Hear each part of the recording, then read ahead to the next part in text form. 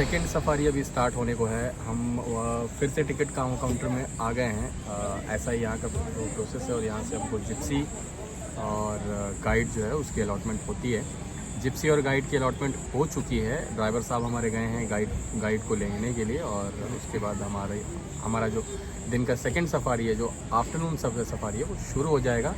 Gate का नाम है मगधी गेट और अंदर जाके आपको बताएंगे कि यहाँ पे हमको कौन कौन सी चीज़ देखने को मिले। ताला की सफारी हमारी बेहतरीन रही थी और अब देखते हैं कि हमको यहाँ क्या दिखता है।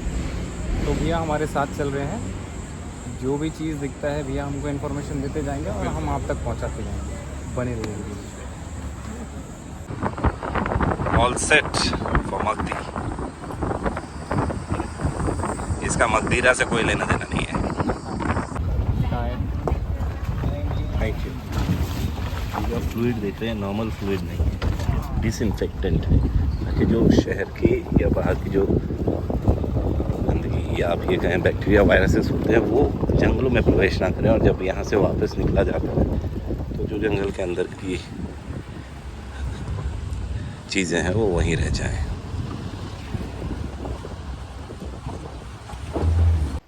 ये जो आपको हिरणों का झुंड दिख रहा है, इसमें 2 स्पीशीज़ के हिरन है, स्पॉटेड डियर है और सांबर है। जो बैठे हुए दोनों हिरन आपको दिख रहे हैं वो दोनों सांबर हैं और इस तरफ जो चित्तीदार हिरन है वो स्पॉटेड डियर है। सांबर के विषय में दोस्तों ये कहा जाता है कि इसकी जो कॉल होती है, अलर्ट कॉल होती है, वो 80% से 85% तक एक्यूरेट होती है रिलेटेड टू टाइगर। और ये टाइगर का प्रमुख भोजन भी है। जी बिल्कुल बिल्कुल। गौर के अलावा ये सांभर डियर जो है ये टाइगर के प्रमुख भोजन में आता है, बिकॉज इसका साइज़ बहुत अच्छा होता है और इसको किल करने के बाद टाइगर को अच्छा खासा डाइट जो है वो मिल जाता है कंपेयरिंग टू स्पॉटेड डियर। और ये आपको दिख रहा है गौर, दुनिया भर में इनसे बड़ा बोवाइन कोई नहीं है, सबसे बड़े बोवाइन है ये दुनिया भर की। मैं बात कर रहा हूँ, अगर मेल गौर की बात की जाए फुल ग्रोन तो कंधे तक ऊंचाई 7 फुट तक हो सकती है। और ये आप एक खास चीज़ देख रहे हैं, ये फीमेल है, ये पीछे कुछ का बच्चा भी है।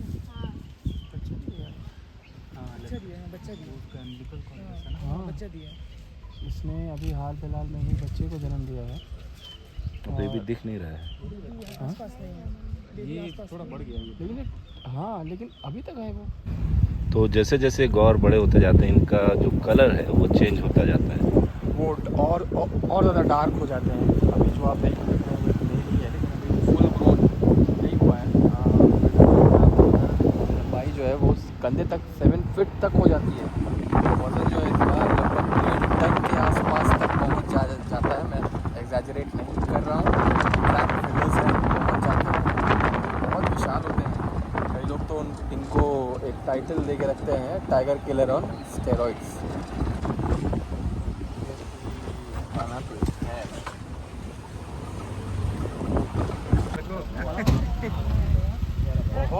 बहुत बढ़िया साइटिंग दे रहा है ये।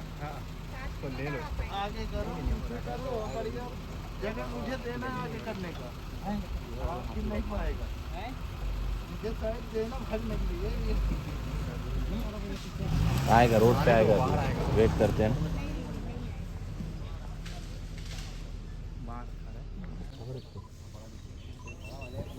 बता दो दोस्तों, ये आप देख रहे हैं टस्कर।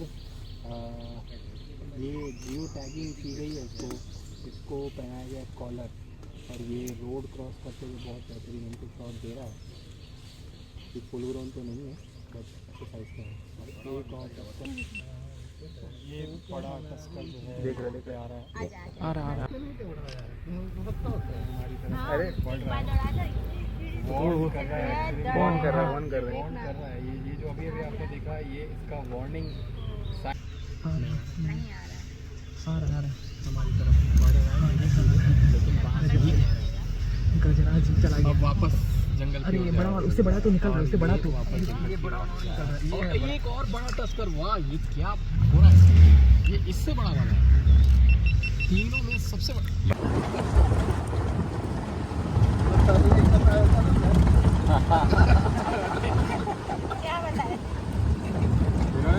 ऐसा नाम देके फिर बहुत खुशी हुआ था।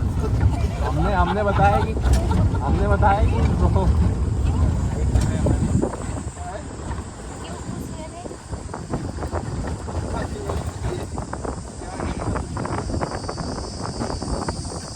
Bandhavgarh back side, Bandhavgarh fort का बैक साइड का है।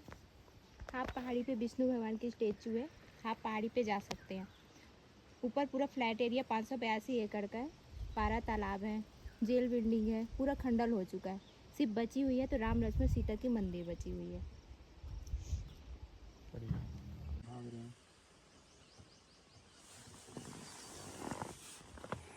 कुछ तो बातचीत हुआ होगा। हाँ, आपस में बात किया होंगे।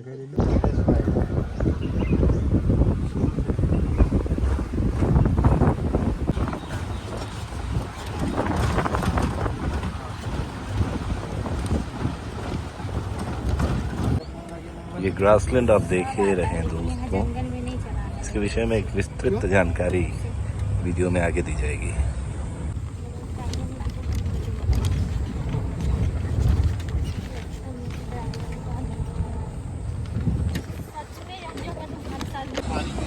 दोस्तों, नेशनल पार्क्स और टाइगर रिजर्व्स, ये बात आपकी जानकारी में अवश्य होगी कि उसका 80% हिस्सा जो है वो नॉन टूरिज़म जोन होता है और 20% हिस्सा जो है वहाँ टूरिज़म होता है और वहाँ से जो इनकम आती है उस इनकम का एक भाग तो जो टूरिस्ट गाइड होते हैं और जो ड्राइवर्स होते हैं, जो जिप्सी ओनर्स होते हैं, उनके पास ज़्यादा आता है। लेकिन एक हिस्सा एफडी के पास भी रहता है और वो पैसा पार्क के लिए इस्तेमाल होता है। और इसी हिसाब से आपको ये बताते चले कि भारत में कई सारे पार्क ऐसे थे जहाँ पे सफारी को किस लेवल तक ले जाया जाता था। इसका आप अंदाज़ा इससे लगाइए कि वहाँ पे एलिफेंट सफारी हुआ करती थी। ऐसे एरियाज़ जहाँ पे व्हीकल्स नहीं जा पाए, ऑब्वियसली जंगल में सभी जगह व्हीकल्स को तो एक्सेस नहीं दिया जा सकता, तो ऐसे एरियाज़ स्पेशली माशी एरियाज़, ग्रासलैंड जहाँ पे जिप्सी नहीं जा सकती है, उन एरियाज़ को एक्सेस करने के लिए, वहाँ टाइगर्स को स्पॉट करने के लिए एलिफेंट्स का यूज़ किया जाता था, हाथियों का इस्तेमाल किया जाता था। और इस प्रैक्टिस को बंद कर दिया गया। ऑलमोस्ट सभी पार्ट्स में भारत में बंद कर दिया गया है। कारण ये है कि पहली बात तो हाथी टाइगर के बहुत क्लोज तक चले जाते थे। उनका जो रूट है वो कई बार घेर के रोक लेते थे। टूरिस्ट इतने डिमांडिंग होते हैं, आज भी होते हैं, इतने ज़्यादा डिमांडिंग होते हैं कि वो चाहते हैं कि वो टाइगर को देखने के लिए उसके पाथ को रोक दें, उसके नेचुरल मूवमेंट को रोक दें, उसके बहुत करीब चले जाएं। इवन उसको प्रोवोकेट करने से भी लोग नहीं चूकते हैं, जो कि बहुत रॉन्ग स्टेप है। और उसके कॉन्सिक्वेंसेस भी आप आजकल आप न्यूज़पेपर वगैरह में या रील्स वगैरह में देख रहे होंगे कि कई सारे टाइगर्स अब जिप्सीज़ को चार्ज कर रहे हैं, कई सारी घटनाएं हो जाती हैं। तो इस सब चीज़ों को पे लगाम लगाने के लिए ये जो एलिफेंट सफारी है, ताकि टाइगर को डिस्टर्ब ना किया जाए, उसको परेशान ना किया जाए, उसके नेचुरल बिहेवियर को बदला ना जाए, एलिफेंट सफारी को बंद किया गया। और ये बहुत अच्छा स्टेप है, वेलकम करने लायक स्टेप है। लेकिन एक बात ये भी है कि अभी भी जिप्सी सफारीज़ जो हैं उसमें भी कुछ छोटे मोटे बदलाव करने की आवश्यकता है। और ये बदलाव जो है ये टूरिस्ट की तरफ से आने चाहिए, क्योंकि टूरिस्ट हमने कई बार देखा है कि वो बहुत ज़्यादा डिमांडिंग हो जाते हैं। ड्राइवर्स और गाइड्स पे जो है बहुत ज़्यादा प्रेशर डालते हैं, जिसके कारण कई बार रूल्स जो है जंगल में टूटते हैं। जंगल के अपने नियम होते हैं दोस्तों, ये हमारे आपके बनाए इंसानी नियमों के अकॉर्डिंग नहीं चलता है। अगर आप एक टूरिस्ट के तौर पर किसी भी नेशनल पार्क में विज़िट कर रहे हैं तो आप सबसे पहले इंसानी ख्यालातों को, इंसानी रूल्स एंड रेगुलेशंस को उस गेट के बाहर छोड़कर आएँ जिस गेट से आप पार्क में एंटर करते हैं। जंगल के नियम को फॉलो करें, और इन नियम को फॉलो करवाने के लिए ही आपको प्रशिक्षित गाइड्स और ड्राइवर्स अलॉट होते हैं। उनका कहा सुनना ना सिर्फ उनके लिए बल्कि आपके लिए भी सही होता है, क्योंकि वो आपकी सेफ्टी को इंश्योर करने के लिए भी होते हैं। They are not only there for guiding you through the forest, but also for maintaining the security, which is the most important thing to be followed in the forest. ये देखिए कितना शानदार दिख रहा है ये पीकॉक, ऐसा बहुत कम दिखता है।